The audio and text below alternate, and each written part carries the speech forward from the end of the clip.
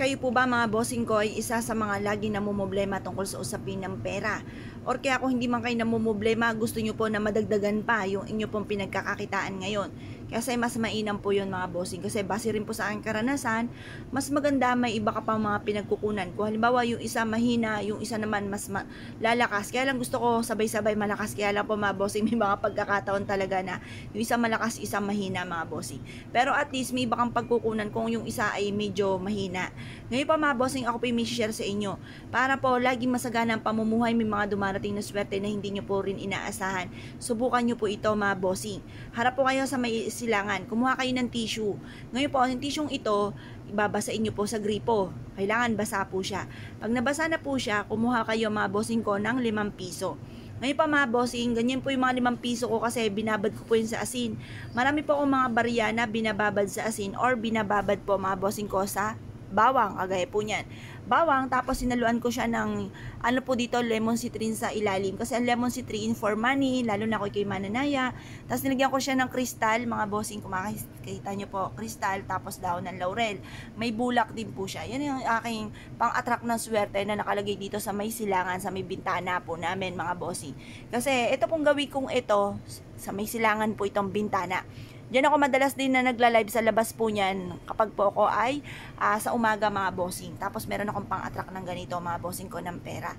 Tapos subukan nyo rin po ito. Basahin nyo itong ating tissue. Tapos kumuha kayo ng 5 piso.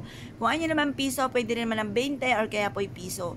Ngayon pa mga bossing, kasi 5 piso, lalo na kung pera ang nais po ninyo. Diba yung 5 pisong luma ay gold? For abundance po yan mga bossing. Or kaya po yung mga passion na alahas, pwede rin naman po yun na gold. Pagtapos, lagay nyo po siya dito sa basam tissue natin mga bossing. Tapos magwi-wish ka, sabihin nyo po, sa pamamagitan nito ay magtutuloy-tuloy ang pasok ng swerte. Kailanman na hindi na ako mamumblema tungkol sa usapin ng pera, dadaloy na parang tubig na walang hanggan ang swerte sa akin, lalo na sa pera. Mapuputos ang aking pitaka sa dami ng pera nito. Yung mga ganun mga boss, lahat ng mga magaganda na gusto nyo sabihin, sabihin nyo na. Magkakaroon ako ng malaking bahay, magkakaroon ako ng sasakyan, magkakaroon ako ng negosyo na dito na ako yayaman, magkakaroon ako ng, basta kung ano po yung lahat ng nais po ninyo. Or kaya, single ka, gusto nyo na maka-attract ng swerte, pwede rin po ito. Pangkalahatan po ito mga bossing. Pero syempre, ang pinakamayor nito ay pera. Pera po ang pinaka-the best dito. Babasain nyo po itong tissue ha, mga bossing. Pagkatapos mga bossing ko, ito po ibibilad nyo lang hanggang alas 8 ng sinag ng araw. Tapos, tutupiin nyo po siya. Pero yung pagbibilad, nakatupi na po itong ating tissue. Ayan, nakabalot na po siya sa basa na tissue.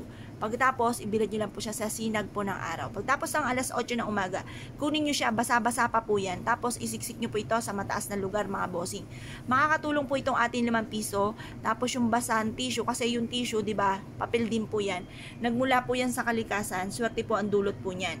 Tapos, itong ating barya, ang barya ay metal, mas magiging fighter kasama ng buhay, at ang kulay niya ay gold, gold for abundance. Ang bilog para mabilis gumulong ang magandang kapalaran.